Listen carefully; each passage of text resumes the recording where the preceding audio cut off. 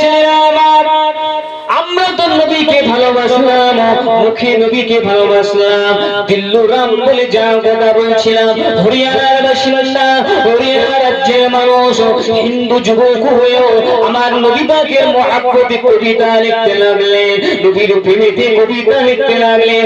ওনার বাড়ির মায়েরা, ওনার বাড়ির বোনেরা ওনাকে বিক্রি করতে লাগলো, ওনাকে এমন করে কথা শোনাতে লাগলো, ও আমার স্বামী গো, ও আমার ভাই গো, তোমার জন্য হিন্দু সমাজের কাছে আমরা কথা শুনতে লাগলাম, তারা আমাদেরকে খারাপ চোখেতে দেখে, তারা আমাদেরকে টেরা চোখেতে দেখে, তুমি মুহাম্মাদের নামে কবিতা বলা বন্ধ করে দাও, মুহাম্মাদের নামে, মুসলমানদের নবীর নামে কবিতা লেখা বন্ধ করে দাও। সেই সময়তে আমার নবীর প্রেমিক তখনও কলেমার জবাবটা পড়েনি, তখনও কলেমাটা পাঠ করেনি। এমন সময় তো অসুস্থ হয়ে গেলে বাড়িতে বললেন, আমার হাত যতদিন চলবে, আমার জবান যতদিন চলবে, আমি দিলুরাম যতদিন বেঁচে থাকবো, আমি মদিনার কামলিওয়ালা আমিনার লাল ফাতেমার আব্বা জানের সাথে আমি কবিতা বলা বন্ধ করব না। কি প্রেম! কিতাবের মধ্যে পাওয়া যায় শরীর অসুস্থ হয়ে গিয়েছে, তৎকালীন সময়ে প্যারালাইসিসের মতো একটা রোগ ধরে নিয়েছে। এখন যেটা আমরা প্যারালাইসিসের মতো একটা রোগ ধরে নিয়েছে, ওই হিন্দু ধর্মের নবীর প্রেমিকটাকে এমন একটা রোগে আকৃষ্ট হয়ে গেছে, রোগটা জড়িয়ে হয়ে গিয়েছে, আর বিছানা ছেড়ে উঠতে পারছেন না, আর মুখটা তুলে দাঁড়াতে পারছেন না, শরীরটাকে নিজে নিজে নাড়াতে পারছেন না, শুধু জবানটা চলছে, হাতটা নড়ছে, তাতে মনে মনে নিজের কবিতা যেগুলো লেখা ছিল সেই কবিতাগুলো নবী পাকের সামনে পাঠ করত।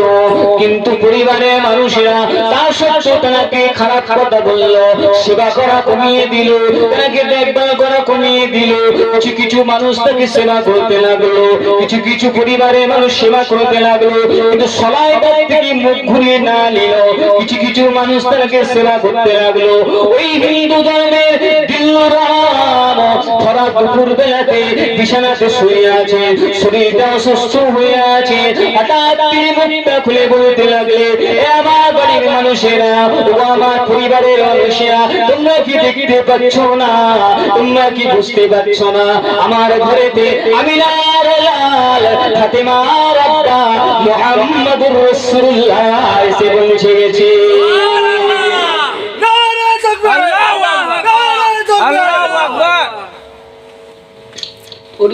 হঠাৎ করে নিজে নিজে উঠে দাঁড়িয়ে বাড়ির লোক অবাক, প্যারালাইসিস পড়ে আছে, বাড়ির লোক অবাক। তিনি যখন ডাক দিয়েছে সকলে এসে গেছে, ঝরঝর করে কাঁদছে, দাঁড়িয়ে পড়েছে, আসসালামু আসসালামু আসসালামু আসসালামু আলাইকা ইয়া রাসূলুল্লাহ তো বলতে পারছে না, আসসালামু আসসালামু। এ আমার পরিবারের মানুষেরা, তোমরা দেখো আমি যার সামনে কবিতা লিখতাম সেই ফাতেমার বাপ, সেই হাসান হোসেনের নানা আমার ভাঙা ঘরেতে এসে পৌঁছে গেছে।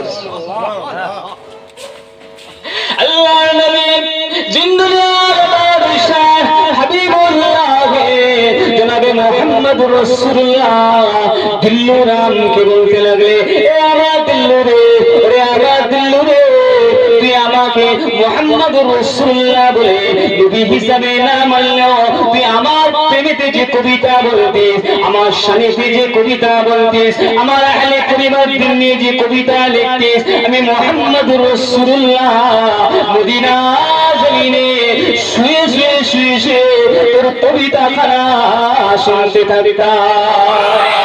আমার আল্লাহ পাক তোর কবিতাটা এত পছন্দ করে নিয়েছে, আমার আল্লাহ পাক তোর কবিতাটাকে এত পছন্দ করে নিয়েছে। তোর শরীরটা খারাপ, তোর শরীরটা খারাপ, আমার আল্লাহ আমাকে জানিয়ে দিয়েছে, ওরে দিল্লু রে, আমি নবী মুহাম্মদুর রাসূলুল্লাহ মদিনাতে আর শুয়ে থাকতে পারলাম না, আমার আশিক আমার প্রেমের বিছানাতে পড়ে পড়ে কষ্ট পাবে, আমি মুহাম্মদুর রাসূলুল্লাহ সহ্য করতে পারবো না। আমার নবী পাক ওই দিল্লুর মাথাতে হাতটা বুলিয়ে দিয়ে আল্লাহর হুকুমে ওই দিল্লুরা পুনরায় সুস্থ হয়ে যায়। হয়নি, তখনও কলমা পড়েনি। এ আমার দিল্লু, তুই আমাকে ভালোবাসিস, আর আমি মুহাম্মদ রাসূলুল্লাহ যাকে ভালোবাসি তাকে পরকালেও আমার নবী মুহাম্মদ রাসূলুল্লাহ জান্নাতে নিয়ে যাব। জোরে বলুন কলমা পড়ো, কলমা পড়ো। কলেমা পড়ে মুসলমান হয়ে গিয়ে কিছুদিনের মধ্যে ইন্তেকাল হয়ে গেল। ইন্টারনেটে সার্চ করবে, আপনারা তো বই পাবেন না, লাইব্রেরিতে পাবেন, ফুরফুরা শরীফ লাইব্রেরিতে পাবেন। তাজমুল লাইব্রেরিতে আছে কি আমি বলতে পারছি না, ইন্টারনেটে খুঁজবে দিল্লু রাম। আমার যুবক ছেলেরা আমার, আমরা তো নবীকে ভালোবাসি গো, নবীর সাথে মুহাব্বতে মিলাদুন নবী করেছি গো। কেমন নবীকে ভালোবাসলাম, একটিবারও কি নবীর দিদার দেবার আশা করলাম না, একটিবারও কি নবীকে মুহাব্বত করার এই চিন্তা ভাবনাটা করলাম না।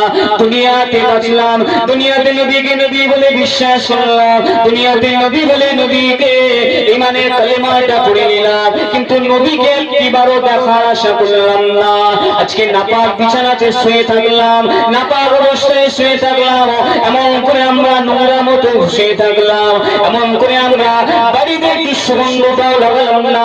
নবীর দিদার আসার জন্য, নবীর দিদার পাওয়ার জন্য একটু প্রস্তুতি নিয়েও আমরা রাত্রিতে ঘুমালাম না, ওযু তো করলাম না, এমন করে নাপাক অবস্থাতে বিছানাতে শুয়ে বললাম, ও যুবক, তুমি যদি ওই অবস্থাতে নবীকে দেখার আশা করো, যুবক করে, সেটা তোমার নসিব যদি ভালো হয়, তোমার কপালটা যদি ভালো হয়, তবে নবী তোমাকে দেখা দেবে। কিন্তু শর্ত হলো, ওলামাদের শর্ত হলো, ওলামাদের হুকুম হলো, নবীকে দেখার আশা করে নিয়ত করে আপনাকে দরুদ শরীফ পাঠ করে করে ঘুমাতে হবে। যার নসিবটা ভালো হবে অল্প দিনে দিদার পেয়ে যাবে, যার নসিবটা ভালো হবে অল্প সময়ে দেখা পেয়ে যাবে। ও যুবকেরা, এই নিয়ত থেকে একবার আমরা করলাম না। দুনিয়া দুনিয়া দুনিয়া নিয়ে তোমরা পাগল হয়ে গেলাম, কিন্তু হিন্দু যুবক দিল্লুরা আমার নবীকে নিয়ে কবিতা লিখতো। আপনার তো আমার তো সময় হলো না, কলমটা তো ধরার সময় নাই, লিখতে পারলাম না, গান মুখটা বলতে মুখ দিয়ে বলতে লাগলাম, এমন করে কাওয়ালি গুলো গাইতে লাগলাম। নবীর শানে, নবীর মুহাব্বতে দরুদটা, নবীর শানে নাত আমরা পড়তে শিখলাম না। আমার মায়েরা, বোনেরা, আমার যুবকেরা, ইস্তাগফিরু রাব্বি, ইস্তাগফিরু রাব্বি, আল্লাহর কাছে তওবা করো, আল্লাহর কাছে ক্ষমা চান। যা হয়ে গেছে হয়ে গেছে, যা পাপ হয়ে গেছে পাপ হয়ে গেছে, নতুন জীবনের জন্য আল্লাহর কাছে তওবা করো। আমার আল্লাহর নাম রহমান, আমার আল্লাহর নাম রহিম, আমার আল্লাহর নাম গফফার, আমার আল্লাহর নাম সত্তার, আমার আল্লাহর নাম রহমান। বান্দারে, যখনই তুমি আল্লাহকে আল্লাহ বলে ডাকবে, আমার আল্লাহর এতটাই দয়া হয়ে যাবে, আপনার ডাকিতে সাড়া দিয়ে আপনাকে কবুল করে নেবে, মঞ্জুর করে নেবে। সময় কই আমরা তো শুধু দুনিয়া নিয়ে মেতে আছি, এতটাই দুনিয়াকে প্রাধান্য দিয়ে দিলাম। কখন রাত হচ্ছে, কখন দিন হচ্ছে, কখন সকাল হচ্ছে, কখন সন্ধ্যা হচ্ছে, কি বার এটাও মাঝে মাঝে বলুন।